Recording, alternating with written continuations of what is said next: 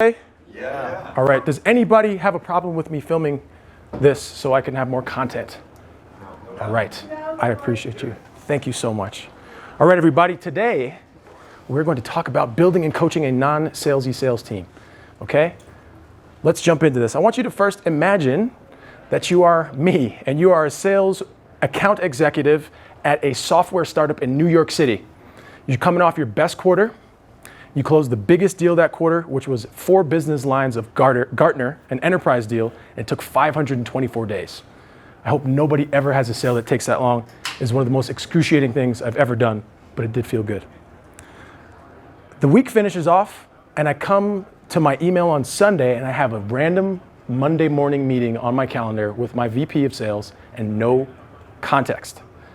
I'm like, oh, fuck, I think I know what's happening here. There's been a lot of changes in management at the company at this time. So I was like, all right, I think I know what's gonna happen here. They're probably gonna axe me. I checked the other sales guys, they all have meetings too. It's like, okay, this is gonna get a little weird. So I get into the office, show up to the 10 a.m. meeting, my manager comes in, and the HR lady follows, and I was like, I know what's happening. So does anybody know the coolest thing about getting fired on a Monday? You get to be sad for the whole rest of the week. It's a really, really nice thing. So the HR lady walks me out to get my things, and I take my favorite coffee cup and put it back in the kitchen. It's the one that says Drake's Tears on it. It was a really, really good time. And as she's walking me out, I see one of the founders of the company. And I stop and I was like, hey man, it's been fun, thanks for having me. And he just kind of just brushes me off. And I was like, all right, I guess I'm on to pick up the pieces with the rest of my life and happens next. I walk out of the building, I'm walking back to the train. I live in New York City, so I was walking to the J train. This is in Soho, where my office was. And my phone buzzes, and I get an email to my personal email. It's like, I've been out of the company for 10 minutes, and it's from that same founder. And the email reads, I just realized I brushed past you on my way out. I spilled coffee all over myself, so I was not particularly present. Sorry about that.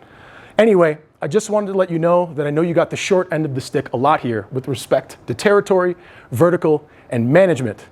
Too little, too late for sure, but apologies nonetheless. I hope your experience here was generally good outside of that, and I think with the right support, you can and will be a good seller should you choose to continue in that capacity. In any case, good luck with whatever comes next, and I'm happy to be a reference should you need one.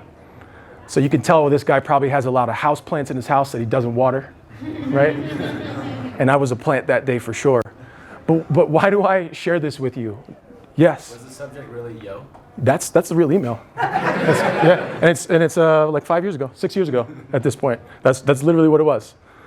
But don't be this founder. Don't be this founder. This guy knows stuff isn't going well in his company, isn't doing anything about it. This is the first, I've been working in this company at this point probably about 2 or more years. Nobody's ever talked to me about anything that was happening. I'd ask for training, I'd ask for help and other things. So getting this email was obviously like, who sends that? Wow, what a crazy email. But also, a lot of the things that I was feeling, I was like, man, like what's going on? I got a little bit of vindication. I was like, I wasn't projecting on things. So what we're gonna talk about today is how to not be like this and how to think through sales and hiring people in a way that is good and in a way that takes into account that you are being a steward of someone's professional career. They're there to get you money, but you're actually building and growing someone as well who you hope will be there for a while. So you're in the right place if you wanna hire sales talent without getting sold a bill of goods. If you want to create a sales process that aligns with your values. You built a business, you want it to work, and you want to put it in good hands that are going to steward those relationships that you want to build with your ideal clients. Next, you want to learn to coach reps that are awesome, and they're going to stay at your company. Who wants to keep good reps? Okay, awesome. All right, so that's why today, friends, we're going to cover the right time to build a sales team. We're going to cover how to hire the right people inside of your company. And then we're also going to cover how to coach non-salesy reps, okay? And I love the phones up, but I have all of the slides available on a QR code, so feel free to take all the pictures you want, but they will be available with no email gate at the end. So you pick your poison, all right? And just think about this for yourself, which one of these resonates most for you, and that may pose some questions that I can answer for you throughout the training. At any point you have a question, throw your hand up. We can jump into whatever it is, and there'll be plenty of time at the end as well. All right, so who am I? I'm Steven, and this is me about to put a down payment on Jurassic Park over here.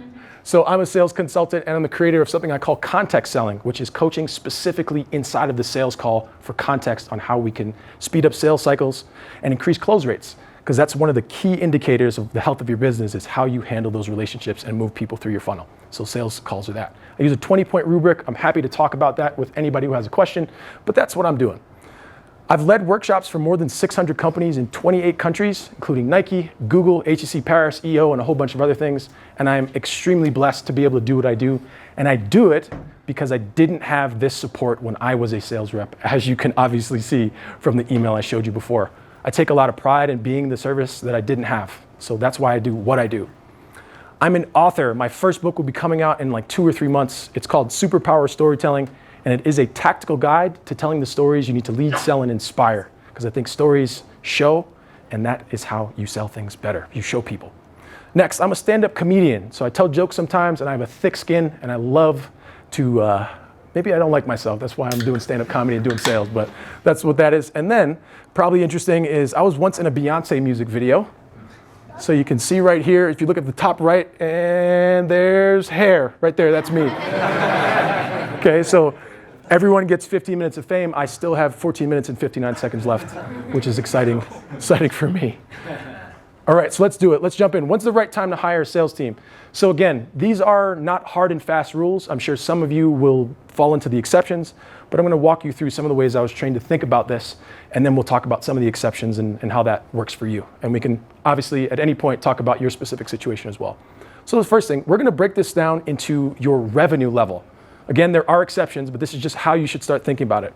If you're in the 0 to 300K, I'm sorry to disappoint you, but you probably are the only person who's going to be selling in your company for a little while. The key things you should concentrate on outsourcing are everything that is not sales, bookkeeping, admin things. You need to be selling at that level to build enough of a process to get someone in to work, to do sales. So really concentrate on doing the sales. I know it sucks, you want to get it off your plate, but if you hire too early, you will break your company, I promise, because you don't know what you're doing well enough to do it. Again, we'll talk about exceptions.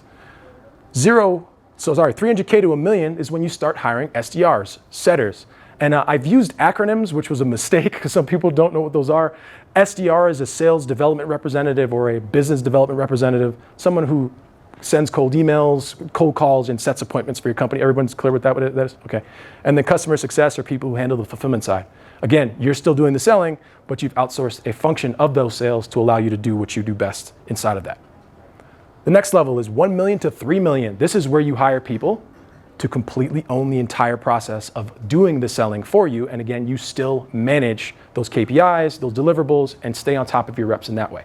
Again, there are plenty of exceptions, but this is generally the way to think about it. Over here, when you're at like the 3 million level, you hire a VP of sales who owns the entire funnel, and then you manage that person based on KPIs, incentivized packages, and the like. Now, some of you are like, well, I don't hit those numbers and I have salespeople otherwise, and that's very, very good. Let's talk about some of the exceptions. So, the first thing is, do you have a system documented? You shouldn't be hiring anybody if you don't have your documentation from first contact all the way to sign contract. It needs to be clear to be like, here's how we outreach to people, here's our ideal client, here's what we say, here's our scripts, here's what the contract looks like, here's where the links are. Document the hell out of that. Doesn't have to be pretty, it can be, you can get to that point, but you probably have all of this done. So start to collect that information in a codified way so that if somebody comes in, they know what the heck is happening here and they can make it better, because that's why you're hiring them. Other exceptions, if you've done this at least 10 times and you have that documented, you can probably say, hey, with a good degree of certainty, every number of calls I have, we're going to close this much. I'm confident that I can get someone in to do this because I know that this works. You do not hire for sales until you know that what you have works. Again, there are exceptions, but mostly don't. Are your calls recorded? So I'm a huge stickler for recording calls. One, it's a great opportunity to improve. You get your own feedback and you're like, man, I really missed this. I didn't hear that objection or otherwise. It's a great way to train yourself as a founder to sell. Again, if you want to talk about a rubric I use to do that, I'm happy to do that. But this is a great training tool for you and for you to give to a rep to listen on how you ask questions, how your customers respond, the tone you use, and to show how you represent the brand and company that you have built. Really crucial piece to growing your business is recording your sales calls. And then here, so this is one of the biggest exceptions is, are you overloaded? So there's a gentleman in this room who is literally the best lead generator I've ever seen in my entire business career, and that's Dana over here. And Dana can book calls like nobody's business. I've never seen anything like it. And he may be in some form of that place, but there were so many calls that he needs to hire reps to work that stuff. And it's incredible. So again, if you've got a lot of calls coming up, you can't handle it, document what you can and then get people in so you can get some of that volume and capture that revenue. So these are some of the exceptions. Again, there's more, but these are general ways that you should think about it based on your revenue level. And don't hire too early because you will break your company and it will be more frustrating for you when you have to get that function back because you messed up in the hiring. Does that make sense? Any questions? All right, let's keep it moving. Next, let's talk about how to hire the right people. This is a problem we all run into across our organizations. And this process works for sales and can also work for any other role that you have, but let's talk specifically how it relates to sales. So the first place to start is your network. So you got people here who might be a good fit for your company. I really also recommend looking on places like LinkedIn. There's a lot of layoffs happening now. So great talent is getting pushed out of companies and they may be looking for something that better resonates with who they are, their values, or working for a cool or smaller company. Take advantage of that. Start asking questions and looking around for people who fit with your ideal thing. And let's talk about being a little shady too. Who wants to be a little shady about finding salespeople? Oh, yeah. All right, cool. He knows. You can be, it's all good, it's all good. So this one is check out your vendors. All right, so yeah, right? So I've been on a lot of sales calls and at least once a week I get someone who's offering me a job. I don't think that's necessarily a good thing, but if you buy stuff from certain companies and you've built good trust with a rep and you like them, why not ask them if they're looking to do something different? That's a great thing. And remember, good talent is hard to find because it's never looking for you. Very seldom. So if you know where there's good talent, you like what they're doing in their process, shoot your shot. Can't hurt you because you know that they're good. So that's one thing. That's probably your best place to find it, to be flat. Again, there's all fair in love and war, right? So do what you need to do, but that's a really good place to find good candidates. Now, this is a big stickler for me. A lot of companies don't know what they're hiring for. So does anybody know the difference between business development and sales? What do you got? So business development is the one generating leads, and sales are the ones that closes and then there's a pipe that follows. Almost. What else? Anybody had a guess? What do you got, Davis? Well, your BDs also should be qualifying the leads for the sales. So your sales team should be getting better leads. So it's not just finding leads, but also qualifying them. Okay, I define business development as figuring out who buys this, why they buy it, and how to commercialize what we sell. Sales is a system and a process that is codified that you can get someone in to just continue to work. We're not figuring stuff out, we're just closing business. And a lot of early stage companies confuse the two, and you'll hire someone for sales, but you don't know your ICP, you don't have scripts, you don't have systems, and then you've set the person up for failure and you've set your own expectations up for failure because you're not hiring for the right thing. Again, it's okay to hire for BD, and I've been hired for sales and it wound up being BD, and like, where are the sales? It's like, well, who do we sell to? Oh, I'm not sure. Why do they buy stuff from us? I mean, again, like, we've been lucky. Okay, what script? We don't have one. Okay, this sucks. Like, I'll build this stuff, but it's not setting anybody up for success. And that's your fault as a founder. So you can do that very quickly. You have all the stuff, but be clear about that. Next thing here, what level are you looking for? If you're looking for more of a BD role, you probably want someone a little more senior who understands the ropes and knows how to build relationships and knows who to call to get people pushed towards them. For more junior roles, you hire them into a system that you can train and work them under because you have to supervise and make sure they're doing the right things for you. So be exquisitely clear on what position you're hiring for and make sure you note that in the job description. Okay, so let's talk about, be super specific about the job task that you want people to do. If you're not clear on it, they're not gonna be clear on it, and nobody wins, and we waste a whole lot of time. Next thing here, for job descriptions, use really high impact job descriptions, which shows you've thought about the role. So by the end of month 1, we're going to be here. Month 3, here. Month 6, we'll be over on this place. And what that does is it helps the person visualize how they might get there and if they need to qualify themselves out of applying for the role. Again, the key thing to this is you want to qualify as many people out of doing this as possible so that you have good candidates who resonate with what it is that you're actually looking for. So be clear on that. Next thing, obviously include all the details. Good to see you, Mads. Include all the details about the company and the culture as much as you can, and leverage video, because if I can meet you before I meet you, I'll know if I want to be a person inside of your company. And again, you'll get better people who want to come closer to what you're building than just people who I'm just applying a bunch of different things, okay? Next thing here, so sales hiring funnel. You probably know this, but I'm going to say it. We need to be reminded more than we need to be taught. That's also why we come to things like this. So one of the things I love to put inside of a job description is an Easter egg. Put a video. If you've watched all the way to the end, include the word purple in all caps at the top of your application. And if I look through the applications, I don't see purple, those immediately go in the trash. You don't follow instructions and look things through to the end. And then I look through the rest of those, okay? The next thing is to schedule a 10-minute call.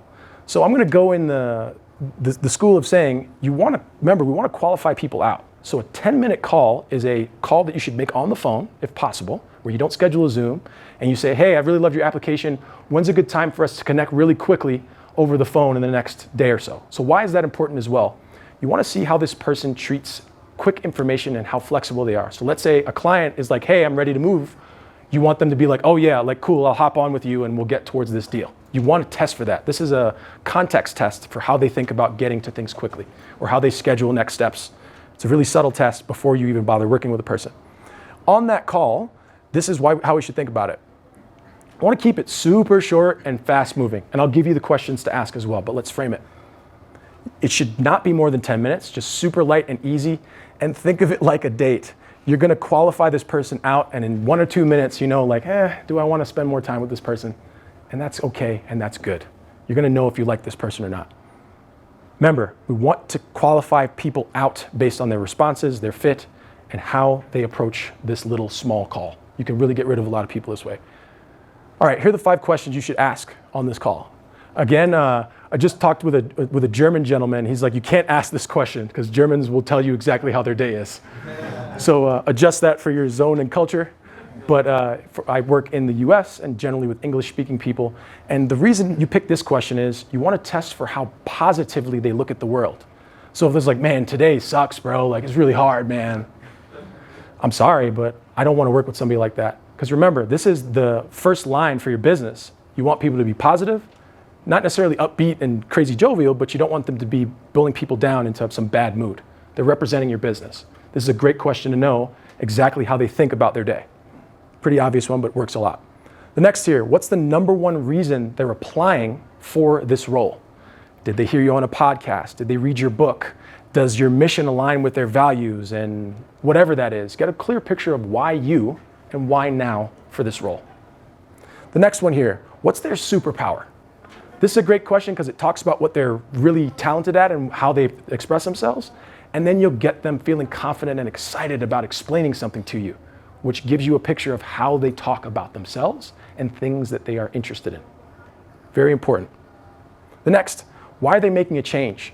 If you're working with someone who's like, yeah, man, my team was really toxic. I didn't like working with those folks. They were this, that, and the other. That may be true, but we want people who take accountability. And if they're blaming all this other stuff, and that may be very true, you could just say, hey man, I'm looking for a brand new challenge, and based on the values and mission you have, I want to throw my hat into this because I think I can do X, Y, and Z. You're looking for people who frame even downside things in a positive way to point towards where we're all going. That's the mark of a person who has a good mindset and can handle all the rejection that some of this takes sometimes. Then the next thing in there, is there anything they want to share with you about themselves? Again, this is a positive question that gets them saying, hey, I do this. On weekends, I love to go hunting, or I love to fix cars, or I do yoga every weekend, and I'm building my own practice, or whatever. This gets them excited and talking about something that they're passionate about. And this gives you an indicator how they may be able to talk about your company when they are passionate, etc. And you do this in 10 minutes, and that'll give you a clear picture of, hey, this is somebody I want to learn more about. We don't have to schedule a whole half hour, or otherwise, right? Should they pass this, the next step I recommend is to do a behavioral assessment. So this is the one I use is called Zero Risk Assessments. You send this to them, they fill out the forms, it gives you a picture of their personality, what type of management style they fit with, and some other metrics. And then the best part is it gives you specific questions to ask based on the role you're hiring for. So it kind of does that work for you and helps you qualify people in. Another thing you can look at and say, all right, this person won't be a cultural fit because of this or that or otherwise. They pass this, you do your interview, and then you do a paid project. So this is where I differ from the gentleman who was on stage saying you just hire full-time for sales. You can, but again, potentially risky because you want to see how people work before you really commit to working with them. So paid projects for your business may look different than others. Again, everybody's is slightly different, but some examples you might want to include are build a list of our ICP as you understand it and find some contact information and then send that to me and I will pay you this hourly rate. Let's see what it looks like. Something really simple potentially, and depending on the role you're hiring for. Create an email or messaging sequence for our ICP is, everyone knows ICP is? Okay, some people didn't in the last. ICP is ideal client profile. So the perfect person who would buy your product or service. Next, or some example, do mock calls with colleagues or other people and record these so you can review and see their intonation. Are they following your script? Are they freestyling? Are they getting you excited potentially to buy your own service? Recording calls is one of the best ways to know if people are doing the right work for you so you can coach specifically to what that should look like. All right, any questions on that? Okay, let's keep it moving. Now, we want to learn how to coach reps that will stay at our companies. We want to have awesome people inside of the company that love what we do and are going to keep working. It starts with onboarding. So I've worked my first day in sales. I arrived, met my manager, got my desk and my laptop, and then they just emailed me a list of companies and said, get meetings. And I was like, okay, what do I say to these people? They're like, figure it out, get us some meetings. That was my day. I had to figure out what to say, who to say it to, and how to do it. And again, it was very difficult. I figured it out and I built on that success. But what a terrible way to get someone into your company to start working for you. What a terrible way to do that. I have to figure all this out. What is this, a Montessori school? Like, I figure out my own pathway, right? Now, for onboarding, some quick examples, right? Send the t-shirts, the mugs, the lunches, take them to lunch, microphones, shout out to you. Send them something that shows a state change. So you weren't working for us and now you are, and here's what that means. You're one of us. We're gonna do stuff with you. Bring us to the team. Make them feel like part of your team. I don't like when people say, hey, we're a family, because it's a business, let's be real, but make me feel like part of your team. The next thing here is, as we talked about, if you've documented your process, you basically have a course to train the person on how to get into your company. You create that ramp schedule based on these things. By the end of month 1, you'll have your script memorized and how we interact with clients via email down. By month 3, you'll have booked this many meetings or so on and so forth, and then you could train and shadow them based on the thing that you built out, instead of just being like, all right, cool, like just get us some meetings, right? The next thing here is I'm a big stickler for as well is stand-ups. So regular meetings with your people that are working sales are really important. They can be weekly, which is fine. They can be daily, or in other cases, you could use a Slack channel where it's like, what are your top 3 sales priorities, et cetera. And then you check for that. Where do you need help? Depending on how you like to manage, that may be an option as well. I recommend on the phone though, keeps people accountable in a different way. We've allocated time, right? That's a valuable resource.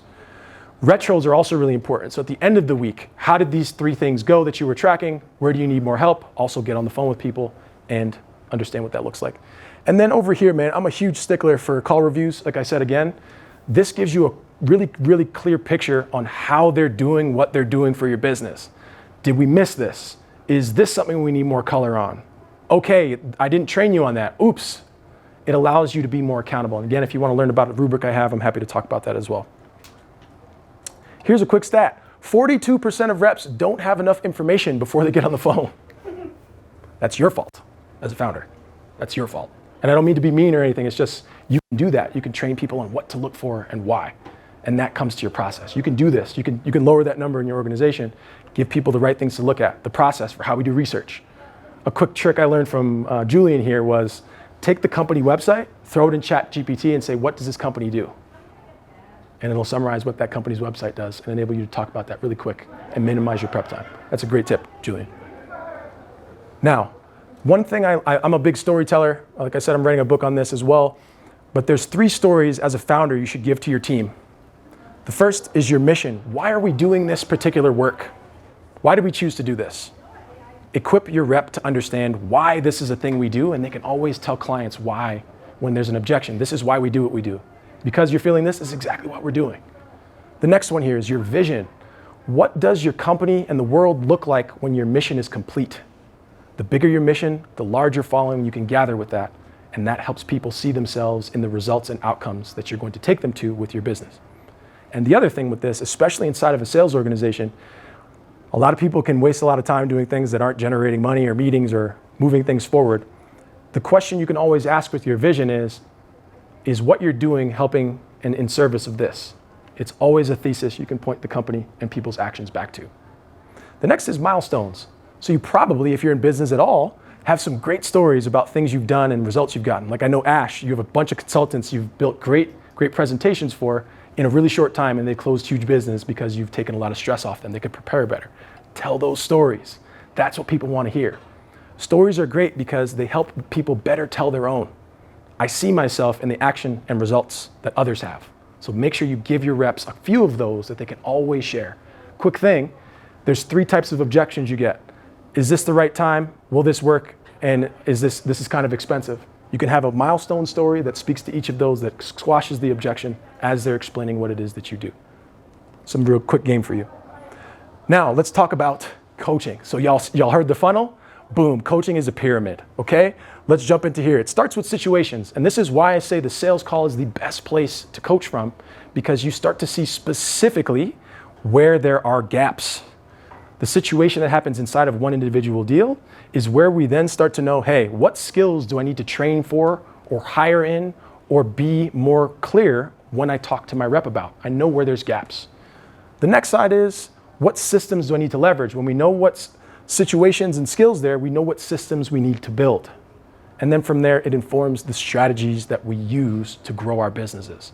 So it all starts with the particular situation and ascends up from there to where you have a cohesive strategy that your team is going to work for you.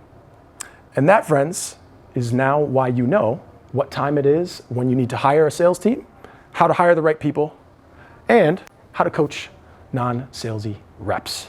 All right?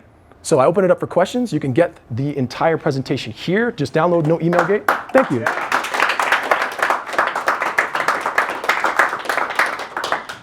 One quick second, and super quickly as well, you'll see on this link, no email gate on anything. There's also 3 links on there. Get the slides. There's a link for feedback. I'd love your feedback. I always want to improve. Tell me what I missed. If there's other things you want to learn about, I want to be really great at this. So that would be helpful to me.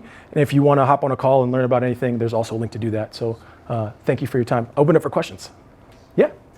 Have you used AI speech transcription to generate transcripts from the call recordings? So like a Gong, Firefly, Fathom. Yeah, I love those things. Those are very good.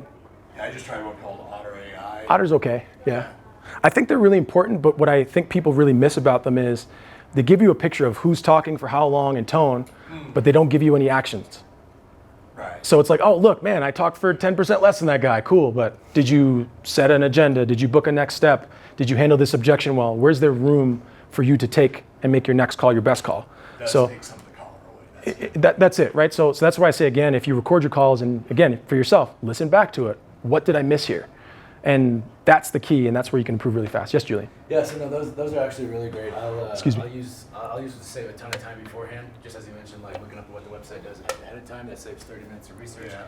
Afterwards, taking the transcript, putting it into ChatGPT, tell it to do an executive summary. Yeah. And then I'll put that into CRM, and it's like 90% of what I need, and so now it's 5 minutes after maybe 2 minutes after the call, so save me all that. So if you have back-to-back calls, that's the best thing, because then what ends up happening is if you have 3 calls in a row, you can't go back to that first one and realize. Remember, yeah.